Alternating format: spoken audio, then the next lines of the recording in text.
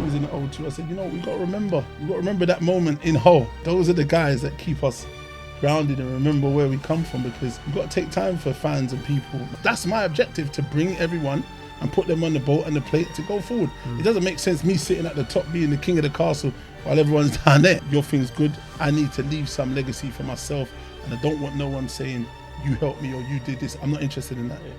I'm very hardworking and I don't fuck around. They've been some of the best nights in our lives. And I was in the ring and I was saying to him, focus, man, you need to stay warm. You're fucking standing there.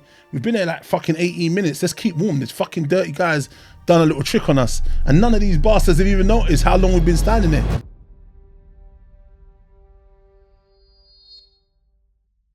Dean, thanks for coming, mate. Good to have you with us. Down in your ends of the big smoke in London. The Northern lads. Northern lads on tour. See you again, mate.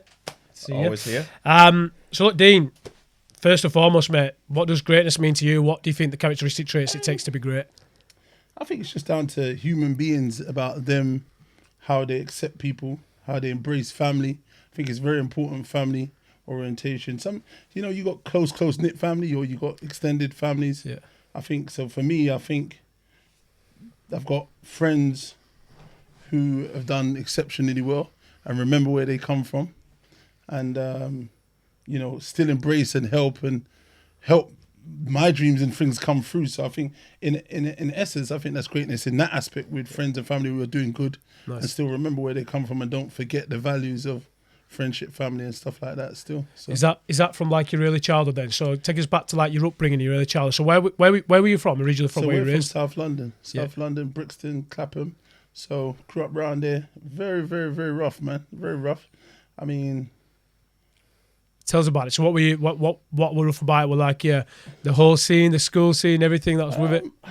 To be honest with you, I don't really go too much into it, because you know what it is, I'll do a little bit for you guys today, but I don't really, because I just kind of more go on the journey where I am a little bit, because I do try to talk a little bit about, and I've got something to say actually, so we'll kind of touch on it because things have changed a little bit.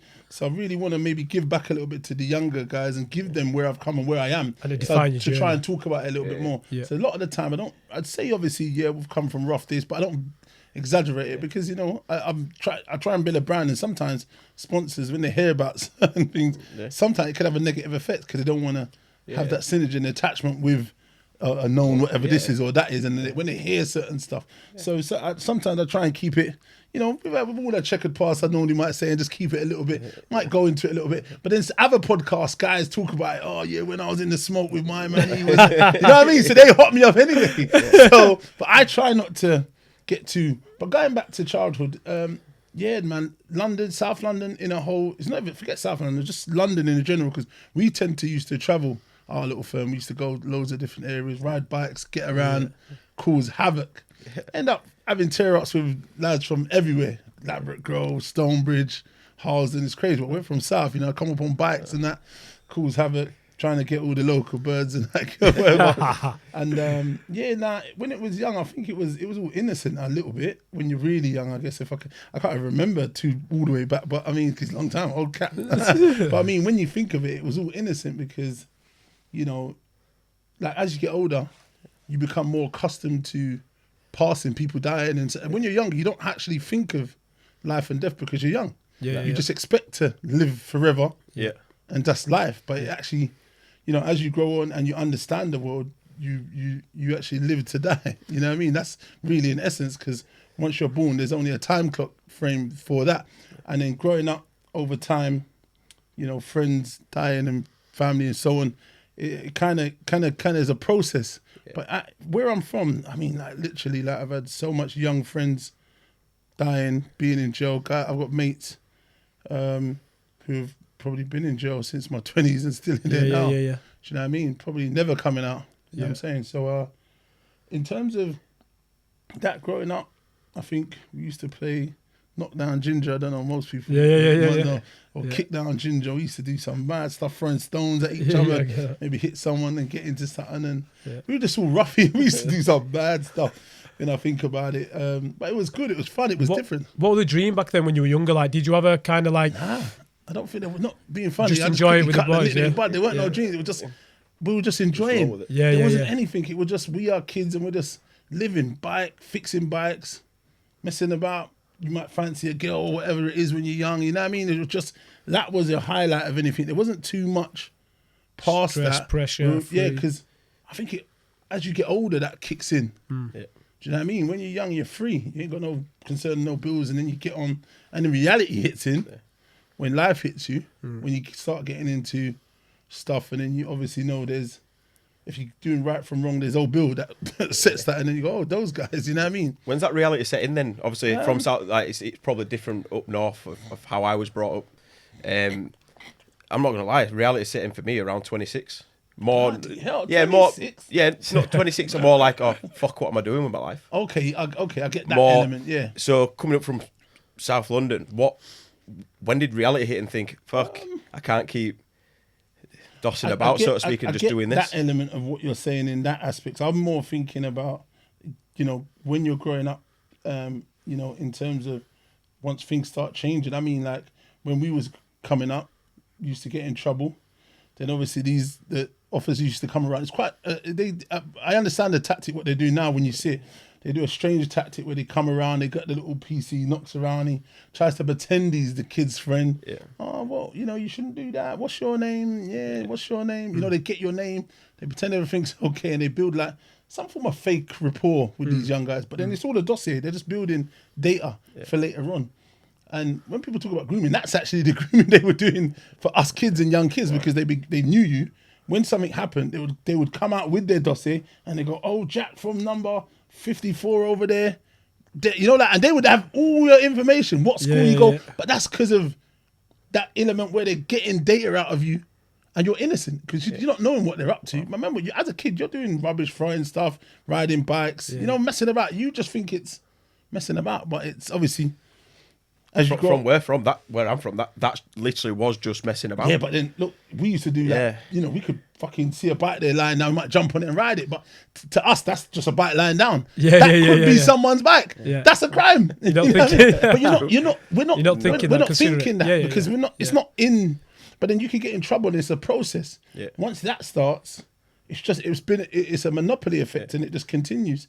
Now there's resentment because you're like, oh bloody hell, that guy, I thought he was alright. He's old Bill. He's not that great. He's done this to me. But it's obviously swings and roundabouts. He's doing a job, but you're not understanding that because you're quite young. Okay.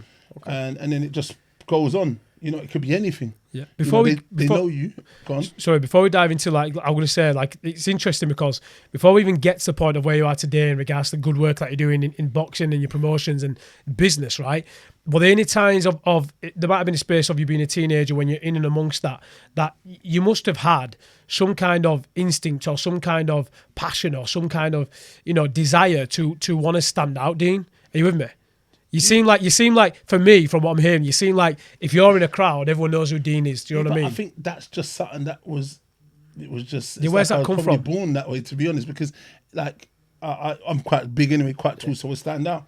I've always been someone who's been a hustler, entrepreneur, go-getter, so that's just something. And I think I'd say it's blessed as well because, it has to be, you could say a little bit of luck, but in anything with the business, you need luck as well. Yeah.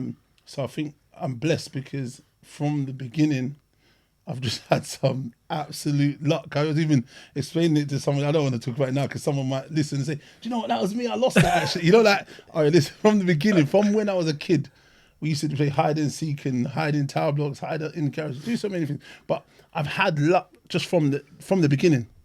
So I've always been fortunate with finances to a degree, and then I didn't really have much expectation because the schools, like you said, they thought I started to get a rep bad boy beating up people at school, you know what I mean? And I think they were just, you're never going to amount to anything. I didn't really take it too personal when they said it because I wasn't really too bothered, you know what I mean? Oh, good luck to you. And then obviously got kicked out of school, whatever that is, expelled. I don't even know which one is which. I got kicked out of there from early. Yeah, all the same, And then I was just on the strip with whoever was on the strip with me.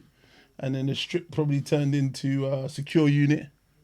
And then the secure unit turned into the old Nick. So it just went on from wherever we were. Do you know what I mean? Did you ever get frustrated with like giving the tag though? Because like you mentioned there at school, so I got suspended at school as well one time, and my teacher said to me, "You'll never amount to nothing," and they try to put me in a certain category to say, you know, these will do this, but you're not going to really do this, and that's what they were told to me at school at one point. And then look, I was just one of those where I played football, but I ran about, like if a fight kicked out of school broke out, you wanted that ego and bang your chest and show off, and that were me, right? But then that tag really used to get to me where it used to piss me off, and I'm like, I'll fucking show you what. And I thought, one day you will find out, and I won't say the teacher's name, the science teacher, when I called him out, and I said, the salary you are making, one day I'll make that plus more. And that's my frustration. That gave me my drive. So were there anything around you that influenced you to get that kind of drive, passion to think, do you know what, you'll see? Do you know?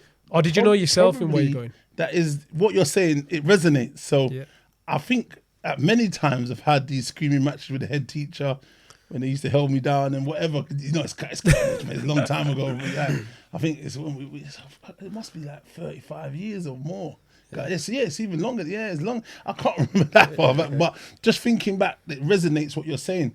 I always felt like I was going to do good. Do you know what I mean?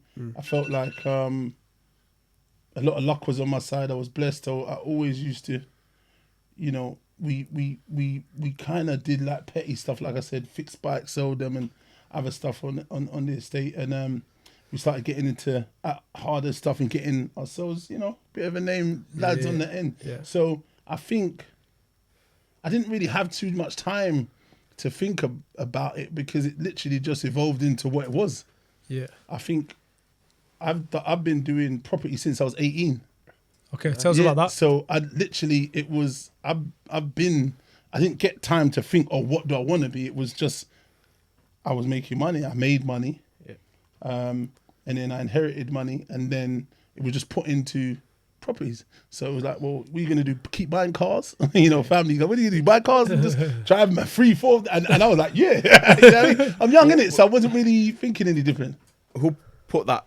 Just family. I've got cousins, uncles, just family in general. Just was like, you know what, I think it'd be good if you know, put some money in and maybe, you know, buy a property. And that's like, a smart move though, isn't it? Because like, did you ever have kind of mentors around you? Were your uncles kind of mentors as well at that same stage around you? They were fly boys. They were older, but they were fly making the same thing. So it was just like, Rod, you know what? I need to be like them, man. Because them, man, everyone looked up to them, and they were so there was an emulation where we wanted to imitate them a little bit. And they were like gangsters, people knew them, you know what I mean, doing things and whatever. So we were like, yeah, them, man, we're going to be like them. I need that car. So we was kind of slowly getting into that lane. And I didn't really look back on that aspect. I think that's why I didn't really, in terms of, I competed in Muay Thai, because we came from Muay Thai. I did MMA. I travelled around I did wrestling in Miami, Florida. Nice. Where was I? I was over... How old were you at this stage, Dean, doing that? In the 20s. Was that going to be a passion for you to actually go? Yeah. I did the like white collar MMA matches. Yeah. I did a few kickboxing K1 fights. Did a few white collar boxing matches. But Deal was just on me and said, "Listen, fool, if you lose, you're going to embarrass us. You can't lose because then I'm going to have to go in there and beat them up to revenge your loss." But then when I was really gonna it was like, I can't remember where I was right now because it was a little wild. So you got Miami and then you got Fort Lauderdale. That's where I was. So I was up there. And then I went to Brazil. I was in Sao Paulo, Muitas Cruises. I was up there doing a bit of jiu-jitsu and doing Muay Thai. But Muay Thai was one of our main things. So I used to love that. I competed in that a little bit. And then I was trying to cross over. But by then I started, but that was late. I'm talking about late 20s, maybe 28, 27, 28, 29, up to kind of that time, maybe going into 30s when I was thinking of going maybe pro. But I think when I was thinking of going pro, I was about 35. Was it 35? Maybe 33, 34, 35, something like that. And it was quite difficult because I've already succeeded somewhat. You know what I mean? So there's no drive for anything. There wasn't any purpose. It was more purpose for Dylan because I had everything in terms of I had a lot of time to put into him. Yeah. Make sure everything he had everything to make sure I drove him everywhere. Yeah. And just, you know, wherever we had to fly, we had funding to go to America. Whatever it was we needed to do, we just did. Because, you know what I mean? It was like, you know, we had a little bit of bread and it weren't too bad, so we could just get things done. And most things the hardest bit is funding for places, you know what I mean? Yeah. Maybe buying trainers, clothing, because boxing is expensive when nothing isn't going on. There is no bread coming in. But you know, fortunately, we at the same time we've got a lot of relationships with people where it's, you know, some of the traveling to Germany or whatever countries were paid for as well. But it's like I didn't have a set work because I had properties, I had restaurants, I had so many business. But it was just trying to make sure he was going to do well. That support network behind him to make sure we could drive what we were doing. Do you know what I mean? So in the early days, wherever we went, I just kind of went and I just made sure he trained hard, he got up, we ran, whatever it was, I was pushing him because sometimes he did want to probably fall back a little bit. And then I was like, buddy, you saw something in him, yeah. We ain't got time for that. This is like, we're already put way too much work in. We got to go. So it's obviously family, but where's your drive like that come for? Because obviously, I've, like with my sister, love her to bits. I wouldn't say I drive her every day to be. She works in my business for me, and she does a little bit of on the side. But I think it's more like it was like maybe my dream as well. You know, like a dream where I couldn't fulfill that maybe, and then it's pushing it onto him. But he just wanted all that. Yeah. He's like that himself anyway. He's got the mad drive, but it was like we were both wanted to push that journey, and it was just like, you know, we just kind of just knuckled down them early times and just done whatever it was, sparred all around the country, done everything. But he is like that because he was working, door working. He was just doing stuff. Did you see a difference between you and Dylan at the time than to see he had more probably passion and drive during the early stages that you thought, you know what, enough about focusing on me to actually progress and try to do this, focus more on him? Yeah, he's way younger than me. So it was it's easier because it's easier saying, oh, me try and do this, which is all good. But it would be, he's younger, he's got more time, less injuries, and it was like, he just seemed to just really want it. We had another little brother. He's probably 20. He was very good at the time as well when we was all young and we was pushing him. But then he kind of just dropped off, and I just thought, you know what? Let's just crack on what we're doing because obviously, like, he wants to do it. He puts his own money and puts his own time in. But then I got lads who with me who make money, and they would, you know, help get him something or driving places when I can't go. And it was like a team effort. People, all the guys pulling in to get it, even selling tickets. All my lads would come buy tickets, would come buy rings. You know what I mean? So it was it's a support. And then we just kind of pushed on. But I feel like that I was still with money. It was still, you get enemies, you get haters, and things coming. Obviously, I'm from an area. Then you got area kind of beefs and stuff that happen. So you get a bit hate, and things still go on. And that was going on for a while. But I think once I hit the gym, though, really. And I just concentrated on that. I think things really kind of changed, to be honest, because, you know, the gym, the guy there, when we started, he was just like, leave your ego at the door, man. I don't care if you're a gangster out there. I don't care if you drive $100,000 car. Because I used to come with mad whips to the gym, and these guys are just like, fuck, you know, what's that? You got convertible now, you got this range, they were just like, shit, what the hell? Like, you know what I mean? I was coming up with these mad motors. And then I had a mad number plate what said Messi cuz. So the kids, there's a Messi cuz, oh shit. So they used to, listen, when I drive on the road, I had an AMG, one of them 65, that I was going to take off that. Listen, it was just like, I was living rockstar life without kind of doing the, you know what I mean, boxing. So it was kind of like the boxers now, they got all that women fame. That was already just kind of cracking all them nights. I used to be partying nearly every night, still come train in the morning. It was this great, listen, rock star lifestyle, you know what I mean? But do you reckon you use boxing then a little bit there to bring you not back down to earth? Like I think it was definitely something that brought me to level me out, because if without that it would have been chaos, nothing. I'd probably be in the can, to be honest. Because that was the leveler. So I'd be up, maybe go out, have 3 hours sleep, have to go to the gym for 8, and then whatever it is, or 4 hours, whatever it is, get in the gym and then train. I'm just out of it. But just crack on, get either ass kicked, work hard, kick your ass in there, and then we just go from there. Maybe get a bit of rest. Sometimes train 2-3 times a day. It vary. But I mean, that was definitely something that changed everything, being in that gym.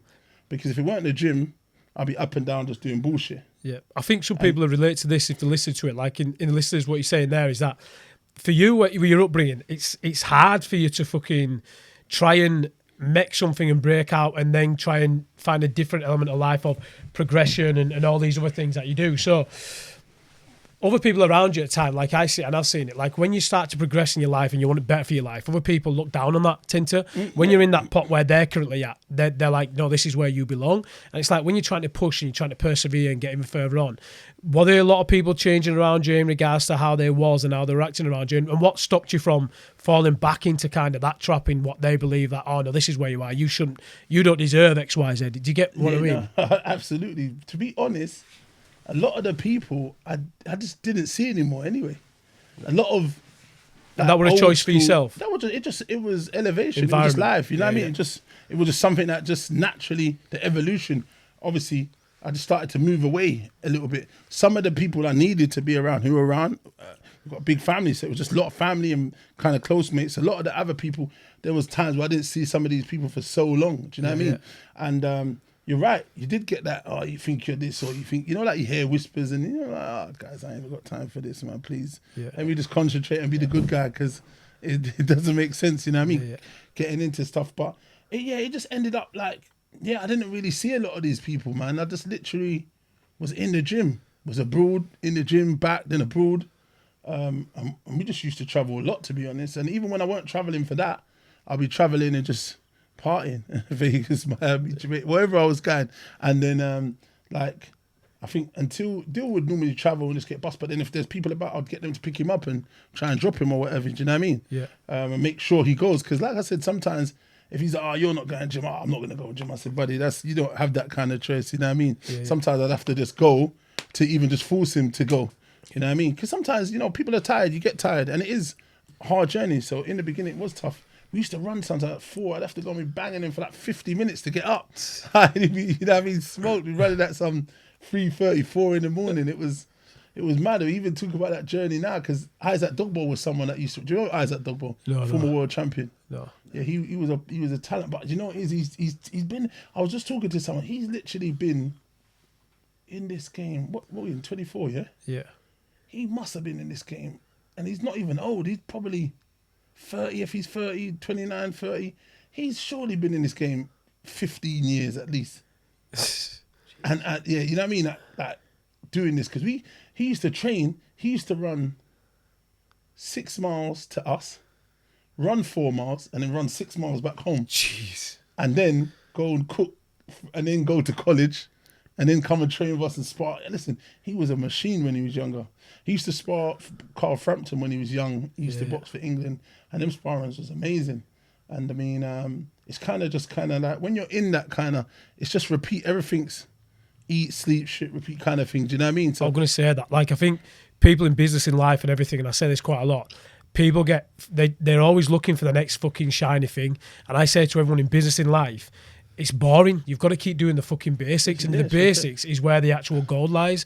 But what do you think gets you up to carry on doing the basic stuff day in, day out? Because people fucking try these things, and you know, and I know, and you know, in growing businesses, it falls off. What's he gonna say? I'm just looking at Mike here. How many times we've mentioned this to Mike in the background? One of the media team who keeps asking the question. It's the repeatable, relentless, repeatable shit. Yeah, just keep doing the same thing. Even with anything, if you're good at the basics, and the basics are really the fundamentals of everything.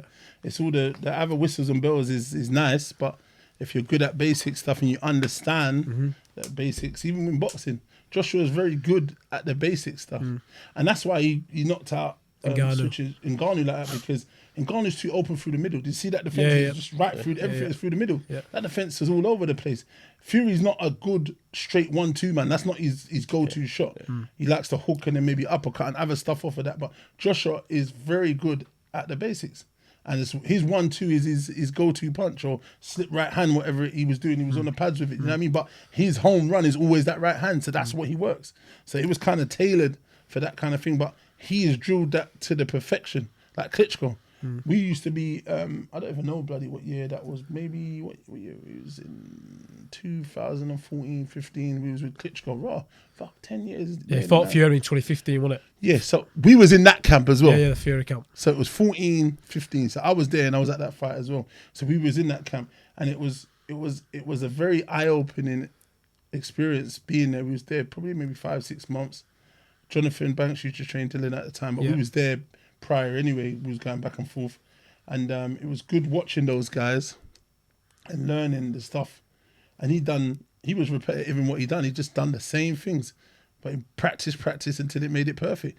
His movements and some of the stuff I still took today to use and implement for the training my guys. You know what I mean? His movement. He used to move around in the ring for 45 minutes as a warm up.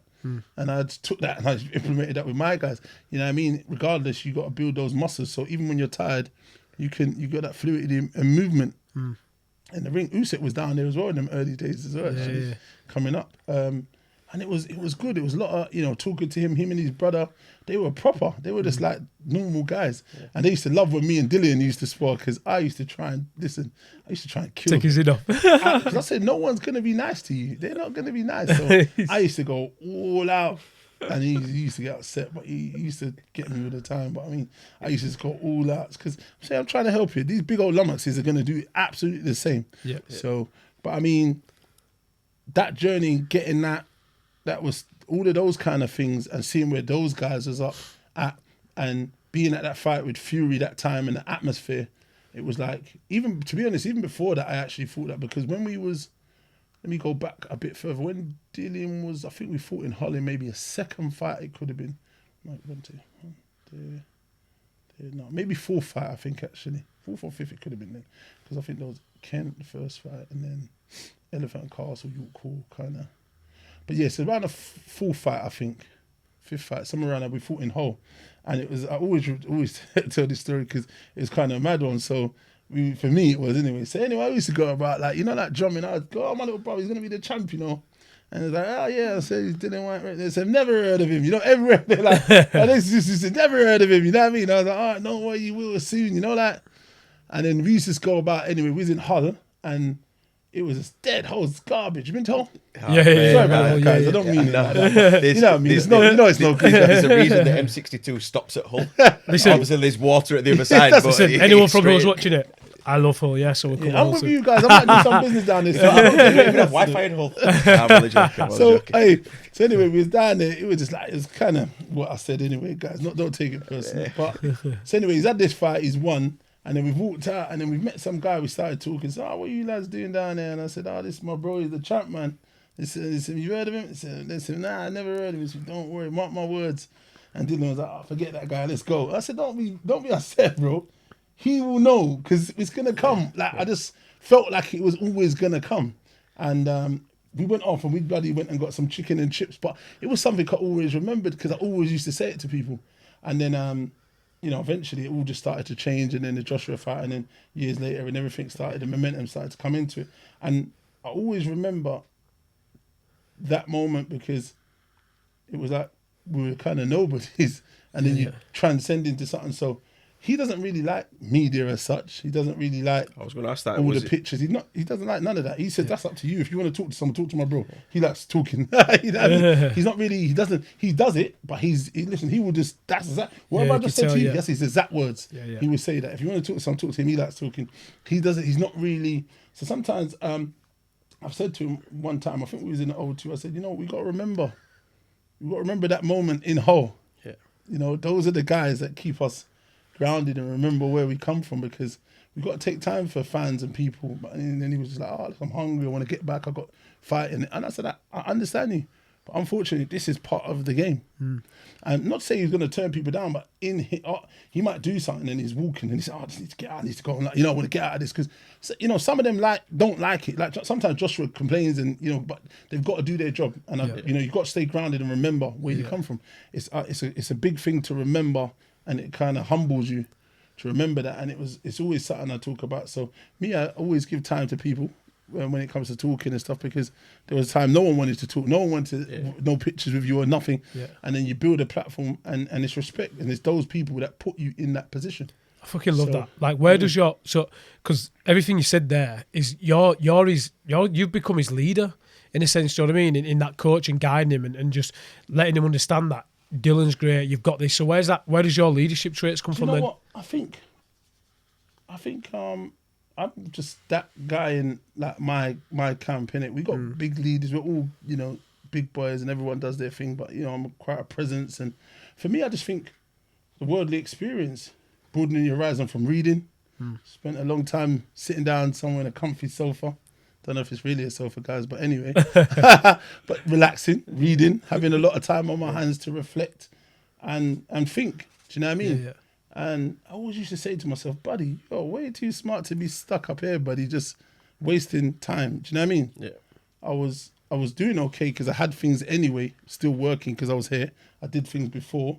But then I was just like, I need to, slow the reins down and maybe figure out a plan that doesn't see me here again and what steps I take. Yeah. And you know what's funny? I was literally talking to someone about this the other day. When I came back to that lovely civilization from my holiday, I went on a course called Think First. Yeah. Probably, I'd say it's one of the best courses, that I've ever been on because it kind of made me understand about irrational thinking and rational thinking and the concept, how they break it down, Mm-hmm. And it was an eye opener because I think sometimes I could be on the more irrational side, and I used to do a lot of violent stuff, early days, and you seem like honestly speaking, this is why I'm so good you being here. Like, you seem like what I ain't seen before when you're doing camera, you're doing interviews, and it's probably because it's questions that are asking, like, it's different to this, but you've got such a good perspective on how you will look at life now, like you seem joyful. Is anything in your life been a really tough moment in your adulthood that shaped your life to have a different outlook on life itself? Yeah, losing my son recently, that's obviously changed a lot of stuff. Obviously, I think I've already changed in my life already because as you get older, you kind of, testosterone goes down and things, but that's been a significant moment in life and how I look at things, and the things I want to do as well. So I've opened the PBL boxing in memory of him. I'm literally doing a charity shortly as well, where we're going to be doing stuff with the kids and we're going to be tutoring, we're going to be mentoring, and I'm trying to get a gym, trying to open a gym. So there's loads of things that are occurring off the back of that. And maybe it was something that was, people spoke to me about before. I just didn't really feel. But then, now I'm just looking, obviously, how things are and just thinking, well, his friends, as me, his best friends, I'm very close to them. So they're working in gyms. So I'm trying to get them out of stuff so nothing doesn't happen to them as well. And I'm trying to get other kids out if I can save any other kids or give them the guidance in showing them there is a route. It might not be sports. It might be this. It just might be another way for channel some of your energy. We could do these Think First courses. I could give them guidance, mentor them, speak to them. And we're going to try and just have many packages we put together where we're going to kind of give them the options. Because I don't think there is enough things out there for giving them options. I agree. Because I don't think they see there's options. So I think this is, and it's taking a little bit of a time because I need to heal somewhat a little bit to kind of deal with people and even talk about the situation. What's made you take up that role though? So a lot of people notice that stuff going on, but not a lot of people like yourself are going to action it. What makes you be the one to stand up and go, I'm gonna fucking action this?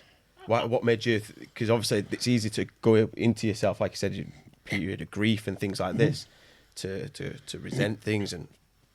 I just feel like it will be healing for myself. You know what I mean? I think it's a little bit of give back to myself and for me to have peace as well, to try and find energy to put something in, find, a driving purpose and a purpose in life. Because sometimes you kind of think about what is the purpose, what's this? Because everything was really done and, built for him and my other kids, but obviously he's one of the oldest, you know what I mean? So it's like I had to rethink all of those stuff and then think about what is the channel. Obviously I've got other kids and it's still what it is, but I need to kind of think, how do I give back and how do I help myself? And I think being in the gym will help me as well. So I think it will help me clear my mind a little bit. Gym does. Sometimes I go off and on that. I think it does help. Like that fasting today, I feel fucking amazing. You know what I mean? I do. Yeah. I feel so much energy. It's absolutely crazy that the energy I feel. Normally I'm tanked up on booze as well. No, I drink because something it helps me. Yeah. And sometimes I do struggle to sleep and overthink. So have a little drink slows me down. But I mean, right now I feel like. Judging by what you said, do you find helping others you're calm? As in, like, meditation, Paul meditates. I can't meditate because I can't sit still. Yeah. Do you find helping others and mentoring others, like Dillian, like the charity work? So look, I think in a whole, I'm a family-orientated person. Yeah. So my son's best friends, I've trained them. They got into boxing. Yeah. And it's like an extended olive branch. It's a branch I'm growing. Yeah. And I'm just looking at helping these guys, and they're still younger kids who I've spoke to. Do you not do any kids classes? Or, and then my missus has been on to me about that kind of stuff. And then it's just, in me, I'm just thinking, well, I guess this is something I can do to help people, locally, and then I want to see where we can go. But the people I'm with, they was like, well, we can get gyms probably potentially for you in a few different areas. And I think doing that, I think like the boxing promotion I do, Blvck Box now, is the same thing, because it's mentoring. It's a guardian thing with whoever, the guys you're with, like Alfie Clegg, for example. We've took him from no fights and he's built, and now he's won the IBO we'll get to Youth that. World Championship. So that's, he's my good pal, and I got a lot of love for him. So it's good when you can, someone trusts and believes what you say you're gonna do, and they don't question nothing. It's not one question. Whatever I say it is, he just believes it, and he knows I'm gonna come and deliver and push it. I've got a couple of other fighters that somewhat similar. They Celtics got sponsored, and they can, I'm trying to mold their thing. But Alfie's come from bullying and other stuff, but it's the same. I just put my all into whatever I do and try and just give it my all, because there's no point doing half steps, because it just doesn't work. You're wasting your own time. It seems like you're. There's a book called The Go-Giver. I recommend you read it. So it's a book that I came across, and someone told me to read it, because people are asking me that same question, like me being a business mentor. So me and Nick first met, he was one of my first clients, and I helped him grow his business. And people always go, oh, he's a mentor because he's wanting for monetary. Honestly, he knows. I've got so many clients growing their business 6-7 figures. They're in the money side. I get a fucking buzz off giving back to others what I know that others didn't give me necessarily. I've got the skill set to do, and seeing how the impact it has on their life and what they're going to achieve to become. And it's called The Go-Giver, where you don't expect for anything. It's just embedded in. It's hard to explain. I know where you're coming from with that. It's like you just want to do it. Do you get me? And it's funny you say that, because I was talking to one of my cousins today about that. I was saying I'm getting so much opportunities that are coming. To be honest, they've been coming for a long time. Without looking for it. I don't think I was maybe ready for them at the time when they came, and I wasn't sure, because I'm just used to just doing stuff and not asking, or, when people say, we can do this, we can help, we can get funding, we can do this. I'm like, oh, okay, good on you. All right, let's have a chat. But then they might contact me, and I just long them out, because I'm thinking, listen, I don't like wasting time. I could be wasting time having 20 minutes with you, with stringing this conversation, 100 conversations, when I could be working to get what's needed done. So I'd rather do that than waste my time with someone that's it's all facade and it's all pretense. So going back to my cousin, I was saying to him, if there's a model that works and I've gone through that door, I wouldn't keep it to myself. If I could help one of my guys, or I can bring them onto my plate, I would do that. If they can get paid, that's my objective, to bring everyone and put them on the boat and the plate to go forward. It doesn't make sense me sitting at the top being the king of the castle while everyone's down there. It doesn't work that way. It's not a happy boat, is it? Because everyone's going to be looking for handouts. I'd rather pass along the knowledge to someone and try and help, because in the long run, you remember there's someone. My mom was a proper player, man. He's a good guy. He was a good-hearted guy that wanted to help, and always, if you could, and it's always within your confines. If you can, do it. If you can't, then it's just one of them. But more than likely, I try to give as much time and things to people that I can, if it's within my remit and it doesn't take too much from me.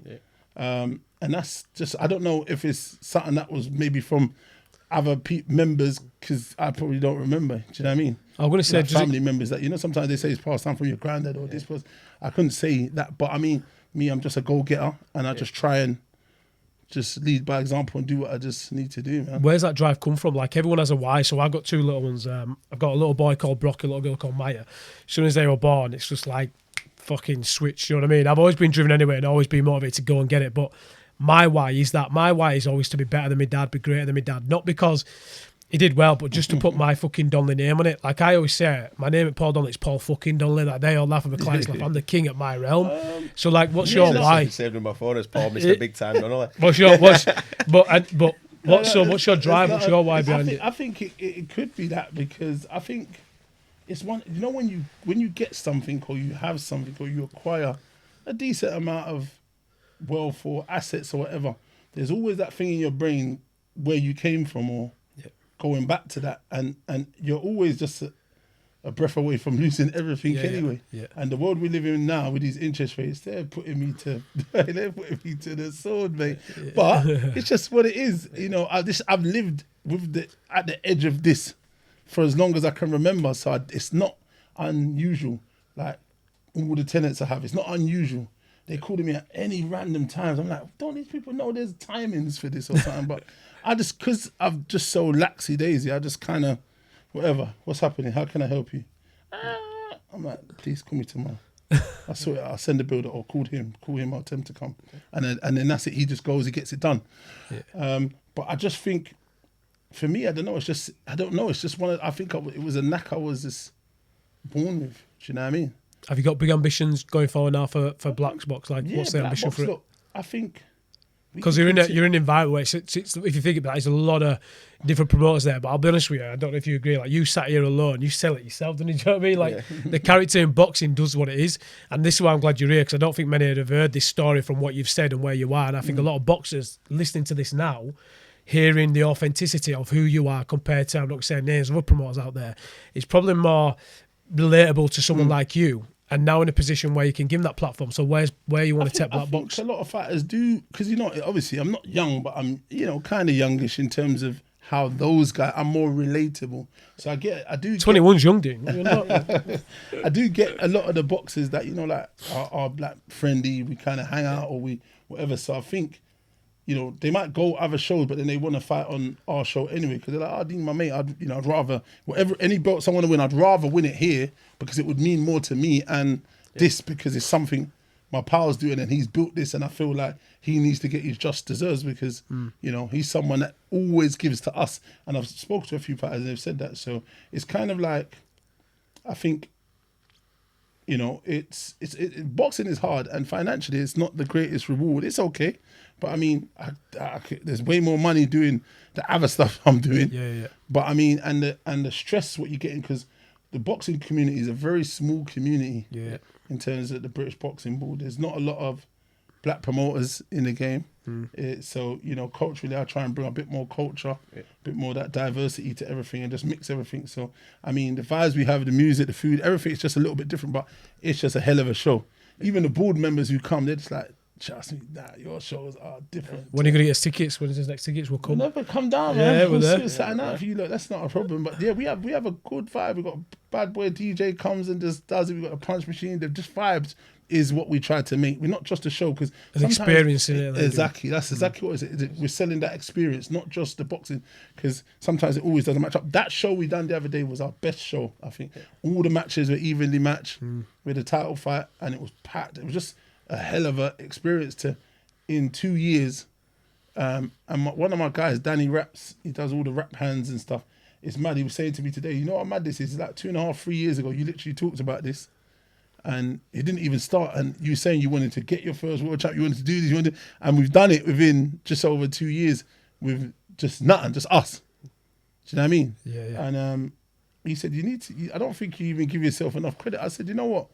I don't want to worry about credit, because I'm not even where I need to be. This is not time for credit.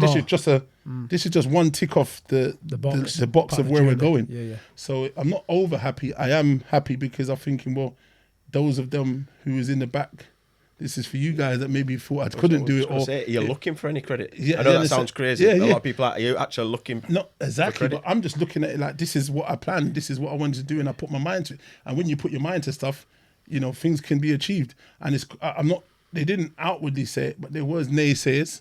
There's always people, you know, there was whispering to other people, that's not, he's just beginner's luck, or, do you know what I mean? Pretend to help. You know, the fake pretenders, give me a call. The ones that secretly want you to fail. Yeah, exactly. So there was all that. And it's I don't know, I'm not really too fussed. You know what it is? I think because of things and happening, some of my son, the grief, I just don't tolerate too much bullshit anyway these days. So I just keep myself limited conversation with people, because I'm just not for the bullshit, guys. I'd rather you leave me the fuck alone. Let me concentrate on and using my energy for positive and stuff that needs to be. Because I don't really need to be in a negative mind. Because I'm always in a dark place more time anyway. So I'd rather try and keep on the lane I'm on. Think about using that energy to do some good stuff and positive stuff where I can benefit, family can benefit, other people can benefit, kids, the gym, you know, like whatever it's music, whatever it is, I'm gonna try and do and put my mind to. And it will prosper. So I try to keep it that way if I can. But sometimes, you know, these people, they do try to bring you to the level of their bullshit, man. But I think what you're good at, and just hearing you now, is like, and I'd say one of my traits is that you, whatever goes on, like there's no fucking distraction. You've got a vision, you've got an idea. Are you big in all that kind of like, you know, higher energy, purpose, visionary, seeing of where you're going to be and just keeping relentless to fucking keep going because you know eventually the boxes will keep ticking, i.e. the ladders will keep building to get to what you're trying to get to. I think there's a higher being, a higher power, you know, without, you know, I'm not over religious, but I am, you know, praying. I give thanks because you've got to give thanks for waking up in the morning, getting home at night and going to bed because it's not, you know, everyone doesn't get that. Like I said earlier, you know, you live and then you end up dying and you don't know when that clock moment is up for you. It's just a game. So it's just, you know, when I get home, I'm like, oh, all right, excellent. So that's another day I've made it home and safe and sound. I wake up in the morning, give thanks again. I'm awake, I'm alive. I get to do it all again and continue the mission. Do you know what I mean? I don't want to plan too far ahead because you don't know what's around the corner. Yeah, exactly. So I just say, this is what I plan to do. And I put in the work and stuff to go about that. And that's it really. You don't know, like I said, what's around the corner, man, because there's guys yesterday who have probably passed today that had plans for next week or the Friday or Saturday and they're not here. So, you know what I mean? I just take it one day at a time and just try and, you know, move with how I feel. And I don't know, I've done a bit of meditating like you saying, but I don't know, it's just that I try and relax. I do like... That's what I'm saying. The meditation, when Nick says meditating, I'm not to the level of... I used to do it with the music. I can't get into it with the music side. It's more me just listening to my own thoughts peacefully, focuses on the good rather than other stuff that's been going on. That's meditation for me. And like you said, I'm not religious, my family is, but I cut off all religion. Not to say it's right or wrong, but because, one, I don't know, and two, I just believe we're here for whatever reason, but it's more of having myself in self and knowing where I want to go and what I'm going to do. Do you know what I mean? That's my meditation. No, it's true. I think the religion, when I was doing it, it's not a hindrance, but there was a lot of things. And it was taking me a different route a little bit, if you get my meaning, because all my guys they would not say they couldn't make money and do whatever they were doing, but I just felt like they were doing that. I was in the gym, we was, you know, fighting, we were traveling and started partying a lot. And I wasn't living a life of someone I'm thinking, well, who's meant to be doing this religious stuff. I'm tanked up, different woman every night or whatever. So I'm just like, well, I guess let me just concentrate on my own religion. Yeah, that's it. And just keep it as it was. And then that's what I did. And I think the same, there's nothing wrong with it. I like Islam. I like what they say. I just listen to everyone's bit and I just take my little bits from it and I just go from there. I definitely feel there's a higher power and a being that, you know, whatever the big man says where your time is or the benefit of how things are, if he blesses you enough to give you, because you look at things and you think, how does that person not able to do maybe what I do or make these same things if I can make something out of not a lot kind of things, you know, like... do you reckon that comes from not coming from a lot? Potentially. But then I think, I don't know, it's kind of a mad one because I think there's loads of people that can, you know, come from nothing, can make something, because the people that come from nothing can stay at a level where they are and just, the poverty line is just real low anyway in general, at the minute, because they're just trying to destroy us, come out of the EU and then they've done all this COVID stuff and then it's just destroyed all small businesses, destroyed the middle class people. It's just like, they just ruined everything. And they're on a march to continue doing that because they've done nothing to help us. All the prices of food, cost of living, it's just absolutely gone pear-shaped. You know what I mean? So we're in a rock and a hard place, just in general. But I guess that's where it kicks in with your perseverance to keep, like I said, keep moving, keep stepping forward. Yeah, so you've got to reevaluate and you've got to keep reinventing yourself and thinking about paper chasing, you know what I mean, and making those steps. And sometimes there is things that take a hit. Sometimes it's seeing family a bit, and then after that what I'll do is I'll take a break from that and then I'll kind of concentrate on family for a bit and I come back and then I kind of go back, you know what I mean. It's just trying to blend it, but the same time I try and stay focused because it's just one small step and everything spirals out of control. These bills are mean as fuck. Yeah. So my bills, they're not far from people's wages, yearly wages, and these are monthly bills. So I mean, it's not. I don't want to mess around and trying to fuck around and find out. And you know, it has happened, and I've had to shell out my paper and put it all back together. But it's just a monopoly effect on. It's a cruel world out there. I remember in the property world, talking to people who know, like, I mean, we had some great times in there, man. When the interest rate was lower, I think everyone enjoyed when it was 0.5%, 1%, and you always thought it was just going to be like that. Now it's like 6.5%. Yeah. It's absolute nonsense. Get up north though, you can get some good properties. Yeah, no, don't worry, I'm coming. Come up north, we'll I'm actually coming to Hull, guys. Yeah. Believe it or not. You got some houses. He's going to buy the estate. He's going to buy the estate. I'm thinking of buying some land up there and building. Let me know when you're there. You know what I'm trying to say?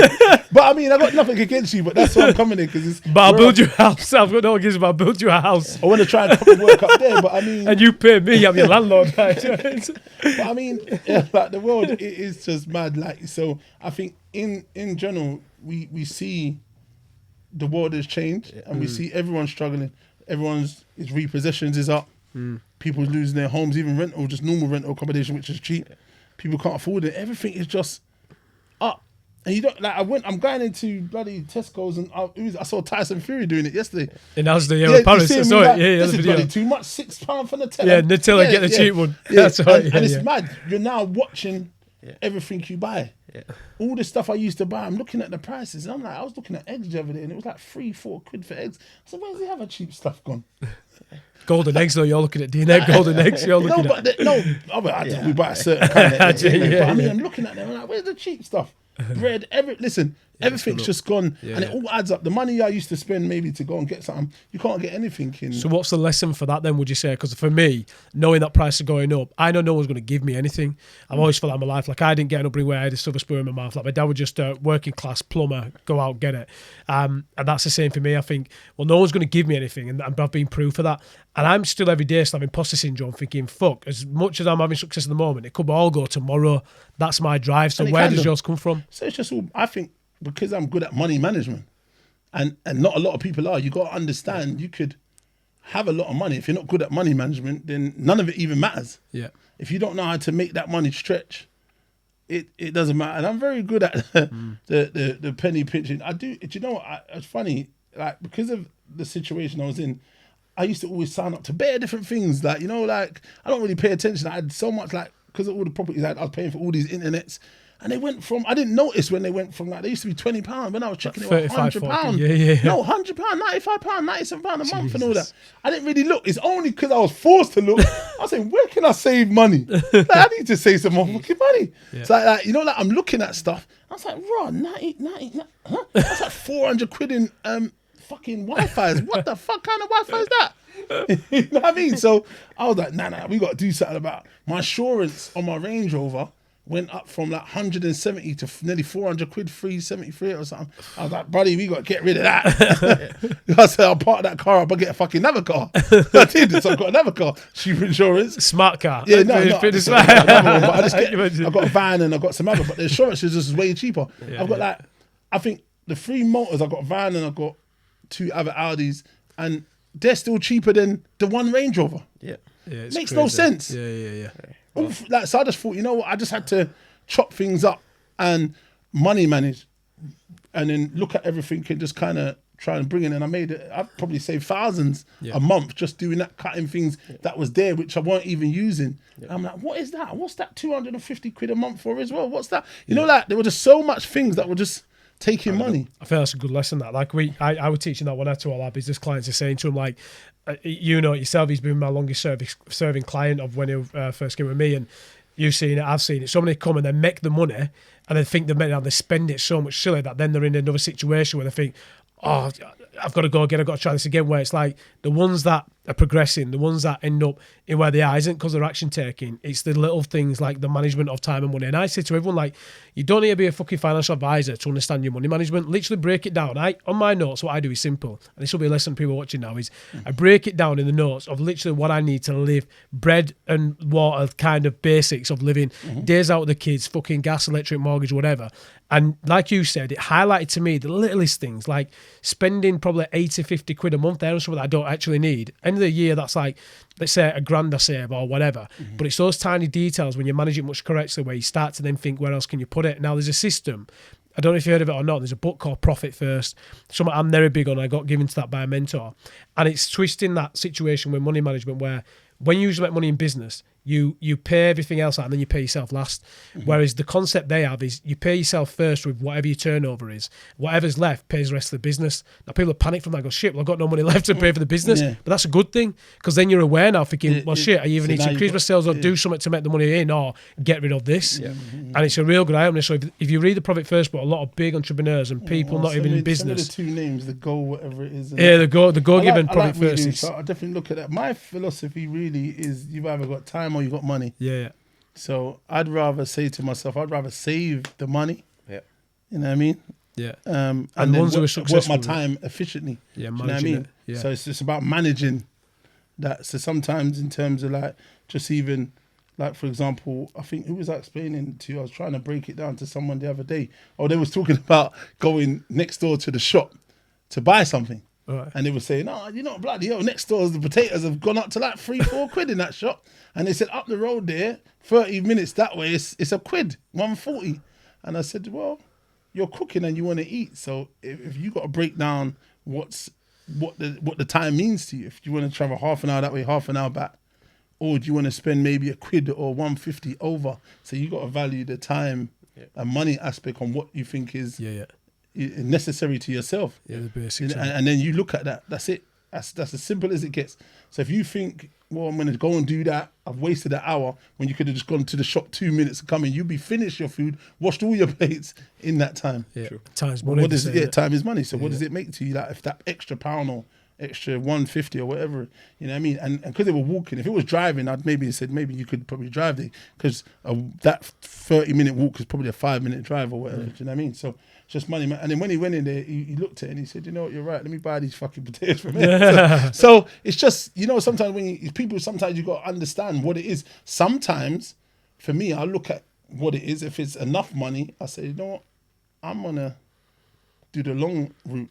Because a patient man rides donkey. So, you know what I mean? I'm good with the patience as well. So it's just what reflects on if it's enough savings that I'll say, you know what? I'll take the long route and I'll go and do this.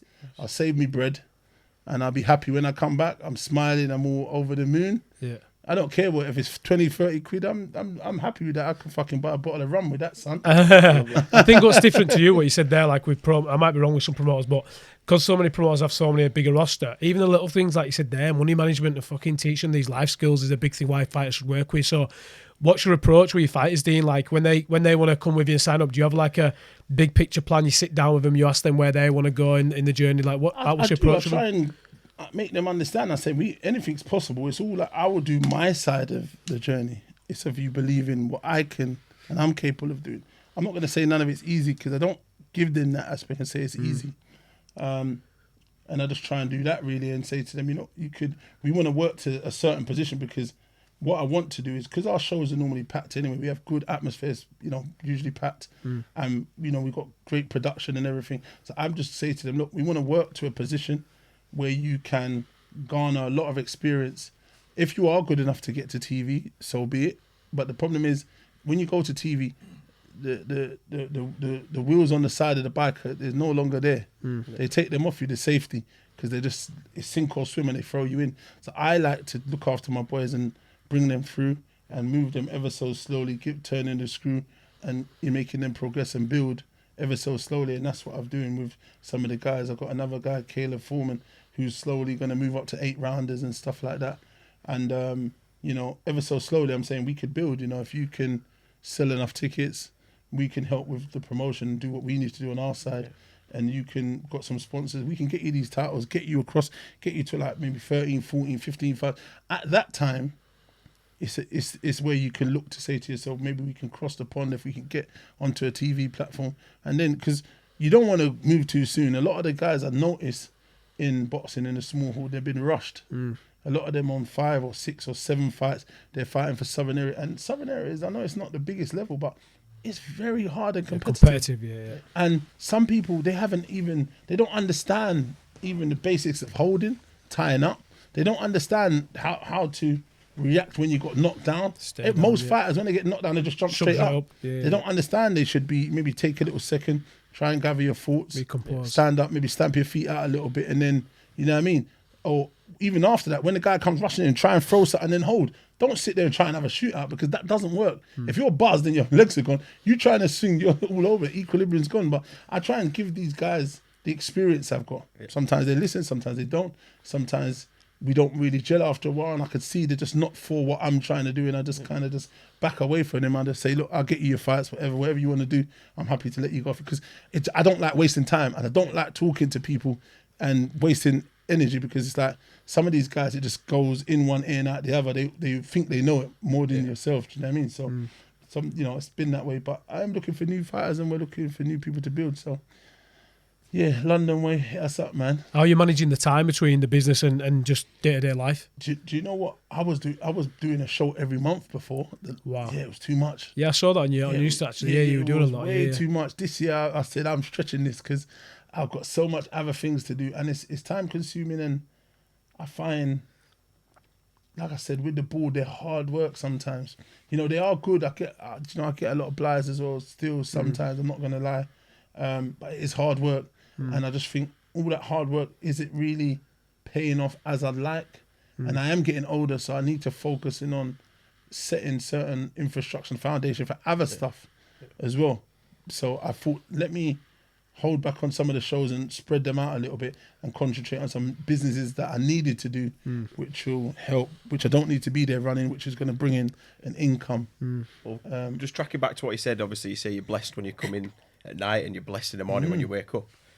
They're obviously the short-term kind of wins that you see day to day. What's the aim then? What's the long game? So obviously the short game, you're blessed to have that day. What's the longer game within that shorter game that you're playing? I don't think too far, man. The long game is to live a long, healthy, prosperous life, man. And I just need to give thanks if we can reach to whatever age. It's funny when I see older people and they're walking and they're healthy and they do. That's another. I give thanks for that, because I look at that and I think, well, I wonder if I can get to that. It'll be good if I can be strong, if I can be walking to the shop like that guy and buying my food, because not everyone gets that luxury. Dementia kicks in. Loads of people's in wheelchairs. There's many things that people have strokes and then they're never the same. So I don't think too crazy ahead and think of shit, because I don't know what's around the corner. But I just feel if I move a certain way, I move stealth enough to angle things. But the world, like I said, is a crazy place. I used to party. I don't really do, because it's even violent. There's too much shit happening in clubs as well. It might not be for you, and you could catch a stray. And depends where you go. Even that, I've just knuckled that down, because it's all about placement. And sometimes a lot of my guys are like, bro, man, your thing's going up here. You're not meant to be in somebody. And even when I go to these places, these real crazy places, people are like, bro, what you saying? Yes, Steve, what you saying? Like, what you doing there, man? What you doing this kind of guy? I said, I'm a people person. I'm a people's people, man. But at the same time, it's like, dangerous, some of these motherfucking places. In the end, I've had to just say, let me stop going out. But it's just about smarts. It's the same thing, man. It's just got time, or you want to live a long, prosperous life. So we're doing care homes, which is coming again. We've got a couple. My mate's we've converted some places which we're gonna put into care homes. Nice. Coming to Hull. Living. Do you know what? No, my business partner's got Hull, Bradford, Leeds. Have you got Bradford as well? Yeah, he's got that's where I'm from. Yeah, Bradford. Yeah. He's up there. He's got bare little gas. So and he's got a lot of stuff in West. So I've got some properties. I'm literally converting them shortly, refinancing. Nice. And I'm turning them into them. And then I'm going to rent some place and do some of those. So I wanted to get about 4 of them set. And then they're pretty good. And then still use from them, we want to integrate, the kids, from underdeprived areas, bringing them into the gym and so on, and doing that. So it's all integrated with mental health, kids on the street, supported living. It's just a big system, so it marries, it goes hand in hand. So it's a lot of stuff, and there's a lot of people involved. But I think we've got the right people around it. But yeah, we're looking to. I'm sure we'll make our stamp and do a lot of good stuff. You're ambitious, dear. I'll give you that, mate. Nah, we've got to be though, man. Big time. What would you say is your proudest moment then from your career, like Blvck Box, everything at the moment? Would you say it's a couple of weeks ago winning the world title? Yeah, that's definitely a highlight. What were your nerves like going into that fight, by the way? Because obviously you built him up to that point going into that fight, and you've been with him his career. Do you know what that guy? He's like a little brother to you, right? Yeah, he's my guy, man. Come on, Alfie, man. That guy was dangerous. That guy was good, Like obviously, I knew the levels. We were trying to match it evenly, but maybe a 80 towards us or whatever, or 60, 30, and 40, whatever it is. And I wasn't sure, but when I watched him, he was dangerous. I said, right, he goes to the body, really. What this kid? And he was going for Alfie. Have you watched that fight? Nah, I've not seen it. Listen, that kid was decent. He was having a go. But then he literally, Alfie got his second win and started to press him back and do his thing. So it was a really, really, even the IBO people were like, listen, that match was very, very evenly matched. And I think I just want to progress him ever so slowly, Yeah. I think he's still got a lot of learning. He's only, 24? I think he just turned 25, actually. Yeah, he's 25, something like that. So he's still got a lot of developing and learning. Seems ambitious. Yeah, he is. He's very ambitious, He's switched on. Yeah, he's doing good stuff with his gym down there in Guildford with all them kids. Got a great fan base. He's a humble kid, man. There's not too much, if I say anything, he just doesn't. He understands I've got his best interest at heart, and Zav wants to put him on and help. So I put him with Zav to work, and Zav does a lot of stuff to help as well. So he makes my job a little bit easier as well. Do you know what I mean? So we just crash heads and we try and look at stuff. We are looking at the Commonwealth silver, but it was available for us, and now it's not because we went the IBO route. Someone else has jumped in the sea, so we're looking at some other IBO, maybe intercontinentals or European titles or whatever's of it. We're just trying to look, but I've just got to be smart and not rush him. It's a process, isn't it? Yeah, because sometimes if you rush people and they lose, sometimes some people can't come back from that. So we just got to be mindful. He's a young man. I don't think he needs rushing, but if we can progress him, we've got the platform, we can do that, and potentially can put him out on some other platforms as well. But like I said, I just got to have that faith in them that they'll do the job. I've done it before. I put them on TV platforms and they just got my guys beat. They're not here to save you. They're not your friend like that. They're just like, well, if you can't beat that guy, they just say that. But I'm like, no, that guy is very good. Do you reckon Dylan leaned on you as well in the sense, because obviously I'm helping Fabio Wally in leadership there and influence, so do you reckon he's took some traits from what you were doing in the early days to then be able to pass that on to other fighters? Because he's doing good in it, Dean, with he's Dylan. He's got a lot of good fighters down there. He's got a good team behind him as well, because to be honest, I've kind of backed off and done my own thing, because obviously he's got his guys. Yeah. I still give him the advice. It's up to him if he wants to take my advice. Yeah. He will ask me what I think of most things anyway, and and I'll just give him what I think. I said, bro, you're only gonna get honest truth. There's nothing behind what it is. You might not like it, and I don't really give a shit because you can't do nothing about it anyway. He said, oh yeah, I can, but I said, you're far away, so I know you can't do anything, so it doesn't matter. But I'm saying the agenda with most things, I'm saying you need to look at things not from always money. Your guys, advisors, managers who help you, whatever, there might be a money element in what they want you to do. I am telling you what you should do as a smart move, as a progressive move. Manager, brother, friend, just anything. What you want to look at, just advice. So he's come back, he's fighting on the weekend. I said to him, look, you could get back in the mix with the Saudi lot. I know you want to do that, but don't rush and be fooled into thinking you can go back and fight these guys. These guys have, Parker's on an amazing run. Joshua's on an amazing run. They both had like 4, 5, 6 fights while you've had no fights. You cannot make up that kind of time just by having one fight. You will not get your timing. You will not get much out of having one fight. You need to get 3 fights, 4 fights at a minimum before I'd say you want to go in there. And you need to be honest, getting a knockout in 3 rounds is not going to help you. You need to get 10 rounds under your belt on numerous occasions, and that will help you garner timing, distance control. Because being active, and Dylan's only good when he's very active and fighting as much as possible. So however you can do it, if it's on your own shows, smaller shows, you need to invest in yourself and do that at this moment, because no one's going to give you that opportunity. Once you come back to this negotiation table, it's showtime. Soon as you come back, Turkar Sheikh is not here to talk about you want a warm-up fight. He doesn't care about that for you. My friend, my friend Habibi, please, you go in there. I take 20 million, you fight. Yeah. You know, you're gonna go in there with anyone. You know what I'm trying to say. But a smart person would say, you know what? Let me do what's right for me. So when I get to the table, I will continue eating the rest of the pie, going and Munchman, Pac-Man around the table. And that's what you want to do. So I've advised him a few times. I don't know what he's going to do. He says it is good, but I don't know if because he says one thing that's good and then he's like, the next thing he's going to come out and say, fuck it, I want to fight you next. And that's it. I want to fight you in June. And he's just gone. He's fighting this weekend, in the time this filming. He's fighting in Sunday. He's fighting, remind me. Christian Hammer. Yeah, Hammer. Yeah, so I don't know. I was talking to him today. He just, he said he's all right. He just asked him what's going on. I said, I'm cool. I'm just going on my best greatness on the one podcast. We're just chilling, man, doing stuff and got some filming. And then he just said, "What blood clot filming?" Who's pestering you? I didn't even. This Northern North man is doing my head in. I just said, I just said I'll do it. I just started laughing. I just put the laughing emojis. I don't even know if he's even responded or whatever. I just left him and that was it. And then what I did, I was at the garage. So I was sorting my car. So I just went off to that. But I mean, in a whole, listen, one thing you can't miss these steps. It's just with anything you're building, anything that's solid, you need a solid foundation. The infrastructure needs to be correct. If you miss those steps, you will falter, and that's just with anything.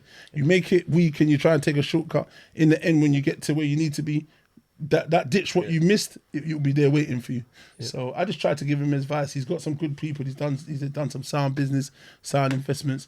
But right now, this is the pivotal time where he needs to be switched on. He's had a long time out, and I think he needs to make every moment count. Not make like, an impact again. Yeah, and not like that Jerome Miller where he just came back looking like a slob. That guy came back fucking fatter than ever. He went and fought Daniel Dubois. Yeah, because he was too big. If he actually looked after himself, he probably would have beaten him. Pressing. He was tank on him, didn't he? I'm saying he was too fat. He should have tried to concentrate on losing weight and coming in shape. He would have still been at the money table. Yeah, pressing, you know what I mean? But look, it is what it is. What would you say to, if like, when you're in those moments, and look, we spoke about our glory and wins and everything that's going on now, but I think for our listeners, and it's important, we have those moments of those dark times, of those times when we question ourselves and where, we lose and we don't get to the destination we wanted to get to. Where do you find within yourself to get yourself back up to chase that greatness and chase that, that next thing that you're looking for? Like, what do you do to challenge your own headset to get up and go again? Because it's hard, isn't it? Look, to be honest, I've been pushed by, family, missus, you know what I mean? And I think that's been a key backbone, you know what I mean, to always push, even when I didn't believe in stuff and didn't want to do stuff. That's been the one that's pushed me, get out there, man, and crack it, man, trust me. And then it's always been, anytime I've gone out, once I've been pushed out and I'm like, I can't be bothered, it's always been something great. It's always worked out, do you know what I mean? And I am someone that just sometimes, we have our moments and then I'm just like, I can't be bothered to be dealing with these people, man. And then, when you think that door shutting that or, and I can't sometimes be bothered with bullshit, like I was saying. I hate the small talk and pretending. I'd rather someone be straight. Yeah, I agree. And would you say you have a knack for recognising when a door's shutting earlier than most people? Yeah. And you just go, that seems to be shutting that. Yeah. That's it. You got to have your radar on and see when it's the shit radar's on and they're just kidding you into. And I just go, okay, fair enough. I see where that is going. No worries. And that's it. But now I just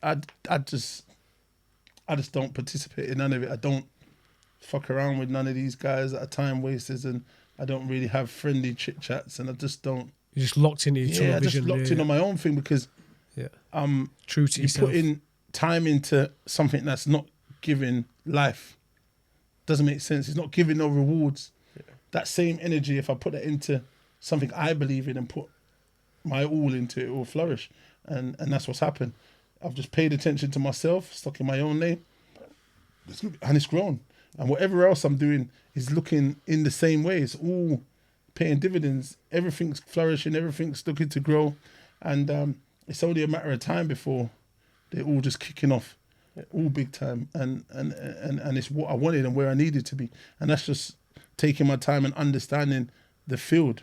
Because it's a minefield. You got to know where the detonators are, man, and that's it. I think you're a credit to yourself, mate. I honestly do. Like I don't know if people tell it to you or what, but just what you just said there, because your journey, what you've gone through, it could have gone a totally different way. And you sat in front of us now. You sat in front of us now. Do you ever have a moment of reflection where you see what you're achieving, Dean, and you want to do more? Because like with me and my side, like do you ever have those moments where you reflect and see what you're doing, but you also have those moments where you think imposter syndrome of, how the fuck have I done it? Do you know what I mean? Because when people ask me that question, they say, Paul, I want to grow my business, or Paul, I want to make X amount of money or do X, Y, and Z. How can I do it? I don't really have a solid answer for you. I can show you a plan and what we need to do, but I can't really give you the answer. I know what you kind of mean. It's kind of mad because where I was with these people, I was with them yesterday, funny. I've had some really good meetings the last 2 days as it goes, with some real solid people who are doing some crazy stuff, man. Like, people who have just got some huge businesses. I can't really get into it too much because we're literally working on something which is going to be crazy once it all kicks off and that. And I'm looking forward to the money. Really, that's what I'm looking forward to be honest. But I mean, and it's been good. But yesterday it was like my cousin was there and he was just saying to me, like, you don't give yourself enough credit for what you've done and what you've achieved in this time. You've done a lot from not much, if you get what I mean. You've made a position out of stuff. Even with the stuff with Dillian and boxing, we've had some amazing nights. And it's been like the crowds walking out and winning the knockouts. I mean, Chisora, the win with Parker, Lucas Brown. I mean, Blvck can come back. I mean, they've been some of the best nights in our lives, you know what I mean? And then we've had down nights, losing to Fury and him not kind of... And I was in the ring and I was saying to him, focus, man, you need to stay warm. You're fucking standing there. We've been there like fucking 18 minutes. Let's keep warm. This fucking dirty guy's done a little trick on us. And none of these bastards have even noticed how long we've been standing there. I'm saying, let's keep warm, man. You got wrapped up. You need to do something. Like, just move your head, throw your hands or something just to try and keep... It was freezing. We was out there 17, 18 minutes that bastard took to walk out. When you like, you got to be warm, innit? When you walk out, you're warm. It was freezing. By the time you come out there, you're not even on song again. You get cold and then your muscles start to tighten up and then you just don't perform. Mentality as well. You're not hyped up. Yeah, he's good at mind games. So he fucked us, made us wait all that time, and that slowed that. Like, when you're ready to go. When you're ready to go and it's there. All that time now, like you say, it's kind of kicked something out of you. But we've had, like, back to what I was saying, we've had some, some real great times, and it's all of that has helped me in my journey and what I wanted to do. Would you say instead of the credit side? I know you see, obviously you don't want to take credit for things like that. Would you say you're more trying to leave a legacy that rather than take credit? No, but sorry, I did lose myself as where I was going. But where I was going with this, why I said that was, for example, I didn't want to lose what I had built with just when Dillian's career ends, my career ends. Yeah. So I moved away a little bit to do my own lane, to create my own legacy. So it's not entwined because if sometimes if we're together in that same shit, it goes down at the same time. So what I was doing is we've got to a position. I went as far as I could with what we was doing. He had these new guys that was helping, and I was saying, cool, I'll do my thing, and I'm here same way because you've got a big team anyway around you. I know obviously he loves me being there because obviously he complains that I'm I'm not there and I'm just doing. But I'm saying, bro, I got to do my own thing and I can't wait on what you're doing and rely. We're all in a place where we're grown and your thing's good. I need to leave some legacy for myself, and I don't want no one saying you helped me or you did this. I'm not interested in that. Yeah. I'm very hardworking and I don't fuck around.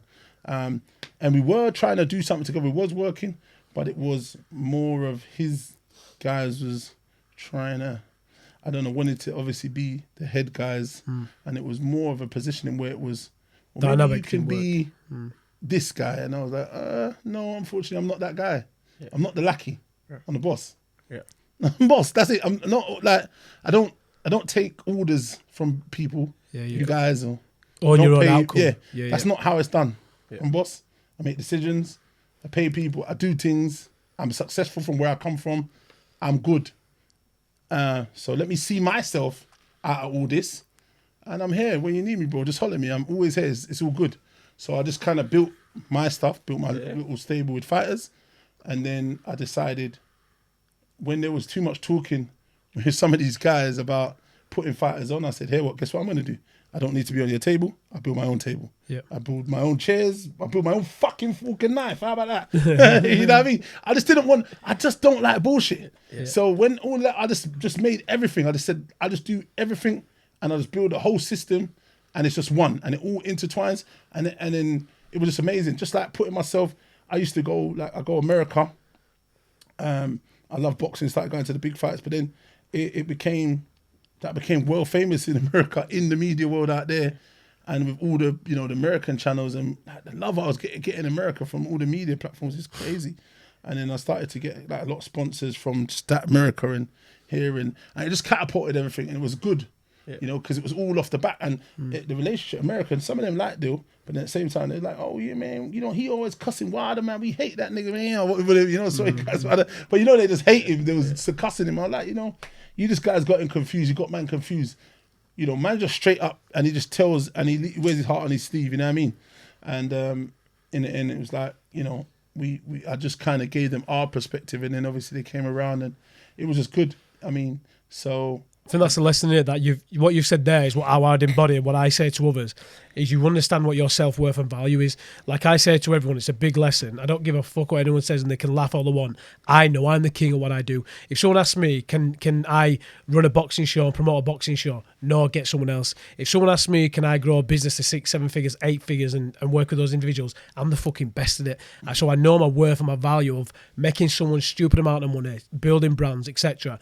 But people don't necessarily, they see that as cockiness. I saw Gordon Ramsay talk about it on a podcast recently where he said, those who say that you're cocky, because they say Gordon Ramsay's cocky, he goes, this is why they're in that situation, I'm cocky, because they're looking at a confidence, wishing that they could be this confident, because I know my worth and value and I'm fucking good at what I do.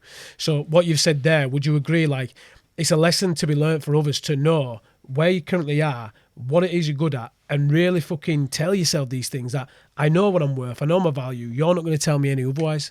Exactly, and it's always about that, knowing your value and what you bring. Do you know what I mean? Some people don't know or appreciate your value. They will look at you and maybe just think, well, I'm not sure what the value in this is, or they don't see what you bring to the table.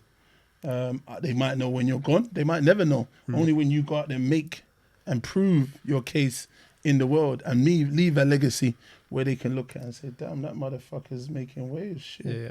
Okay. I see you. Yeah. And they might never give you your flowers anyway. They don't care, but they say it to someone else in the dark room. They like, motherfuckers, he's really doing it. People are going to undervalue you. Don't let it be yourself. You get me? So you just don't want it to darken your doors and dawn on you.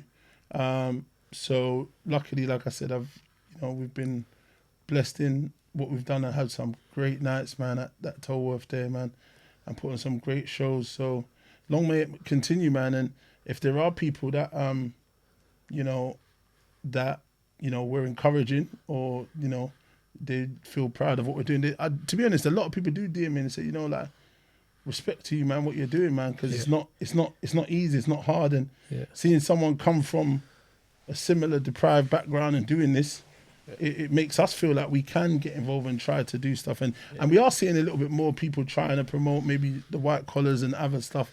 But the British Boxing Board of Control, it's a bit harder to just get in and, try and get into that small group. If someone's paved that way, then someone could pave it again. You can kind of make some waves, but they are a small knit community, and they kind of look after their kind of own, and they will ask questions. Where the fuck are you come from? Who are you? They ain't trying to just let you just walk up in there and just take part. It's not that kind of party like that. People see what you've created, and they see everything, and they say, "Yeah, well done, Dean," but they don't see the fucking work, man. Like they don't see behind. They see the hard work. Yeah, they see. They see the shiny product on the shelf, but they don't see the process it went through to get there. Be priced up. Do you know what I mean? And I think, credit to yourself. This is why I'm glad you've come, and we'll start to wrap this up. But I want to say, me personally, like, it's so good to have you on, mate. I think your story, and this is why I'm glad you opened up even there, is that it's so raw, it's so authentic, where even I've learned a lot here, but there's a lot of people that can learn from someone like yourself, because the chances that you had were not there at the earliest level. But the thing is that you did not put your eggs in a basket to hope that them chances would come. You fucking got up, you went out, you made those chances happen. And that's a big lesson for anyone in life, because what people don't actually see, and I'm a big deep thinker at times, like you were saying earlier, is you are literally a number out of a fucking million plus people. What's the difference with them compared to yourself? We all come out of his fucking mother's womb, right? And they all went on and made something like Mark Zuckerberg, Elon Musk. Life's a game. You play the game. When you're born, and you're also going to fucking, one day the game's going to end. So fucking play it to ensure you're winning it. And the characters that are around in part of that game, you ensure that those characters are there to fucking win it with you too. And I think what you've just said, brother, like, is like, I'm fucking fired up now, Nick. Right? It's like I'm getting into it. This was 5 o'clock in the morning when I'm driving down here. Like it is because I'm living life. Like I've like some. I ain't had the upbringing you've had, but some of the stuff he said. Like I had people naysayers, and I'm from Bradford. Like in Bradford's not the best bit there, and the boys are all boys' school and class. I'm not going to talk about my son. All fights at play and all this shit, right? And I'm in wrong crowds and whatever. And it is, you get to a point like when you've done something in your life, they all fucking laugh before you get to that point. He's going to try this. He ain't got no chance. Then when you make something yourself, you go, oh, wait a minute, keep an eye on him, but he's still not going to go nowhere. Yeah. Then the next minute, you get to the platform, how are you doing? I know him, I used to go to school with him. Right? And you just got to fucking ignore him and understand. Tunnel vision, be fucking selfish. And it sounds bad. Be selfish, man. Because if you're selfish to yourself, the ones that love you and around you, my missus and my kids, they benefit from it too. Because I'm selfish for myself, which benefits on them. Yeah. So I appreciate, honestly, brother. We'll start to wrap this up with a bit of fun, right? We do a quick fire, right? And light-hearted. This is light-hearted, yeah. We say light-hearted, and then we ask the question like, bloody hell, is that light-hearted? We ask someone, they go on them, don't they? Like, remember George? We asked him, and he goes, quick fire, like really 20 minutes. Right. So, if you could have any boxer, past or present, join Blvck Box Global and represent them, who would it be? Can I have more than one? You say you can pick. Let's say you can only choose one. Who's the golden one, right? Anyone, past or present. Say, Dean, I'm signing the dotted line. You're managing me, you're promoting me. Anyone. Well, right now, I'd say Canelo. I'd like, obviously, if we're talking about history. You want money? I'm talking about money because it's business, commerce. Payday. Payday. So I'm going with Canelo because if he was going to sign, the money I'll be into, the percentage-wise, is crazy. 30, 40 million a fight. If you're getting 10% or 15% of that, 20% is big money. Nice. 3 guests, right, at your dinner table, past or present. Who are you inviting? I've got to try and think how I get the money out of them. It's all business, commerce. It's a game. We've got to pay. Right now, we'll talk turkey or shake, man. We'll get him. I like it. Yeah, we're going to get him to the table right now, right today, because we're going to talk that money, and hopefully he's going to leave. Yeah, my friend, I like you, Habibi. I leave 10 million for you now. Yes, deal done. So I don't know about anyone else, but right now he's got the most money, so he's all the way through. I just couldn't count. Who's the other two you'd have though at the table with you to eat with you, break bread, have a laugh, talk to? I don't want to laugh. I want to make money now. So you're making money from. I like the honesty. Yeah, I like the honesty. I'm just saying. I don't know because I'd have 3 of him. But the maddest thing is, I used to like Mayweather, and I still do like him to a degree. But there's a bit of arrogance. It's not for me a little bit. I don't know. Yeah. I do like what he done when he was fighting. I like what he's done. I don't know in his private life because I shouldn't judge him just on what I see. But some of the stuff I look at it and I think. It's not. To be a little bit persona. Yeah, but I don't know, so I shouldn't judge him. But I don't know. I don't know. I couldn't really. I like Devin Haney. Devin Haney's someone I've messed with now. He seems down to earth. Yeah. Humble kid. I go Vegas. I hang out with them in the gyms. He's a cool cat. Nice. Doing his thing. But I'm trying to. I'll tell you who I'd probably George Foreman, because I'd like to. Wonder how he came about to make the Foreman grill. Yeah. Yeah, because it's business. I love it. It's all going to be about business. I talk about boxing, but then I still want to know how to get to the bag. How can mine and your, this synergy we have get us to bread? I love this. That's it, because it's all the end of the day. I just need money. Anything else is irrelevant. Yeah. We could have a drink. I don't mind that, but then it's like, I'll let you buy the drinks because then I'm saving money. So it's good business. And then we can talk about how we're going to get to the money. You know what I'm saying? So this question will take you away from money in business, surely, right? If you're an I'm a celebrity, you've just got to the final. You're an I'm a celebrity, you've just got to the final, right? You've got to choose your final meal. So what's your star, what's your main, and what's your dessert, and what's your chosen drink?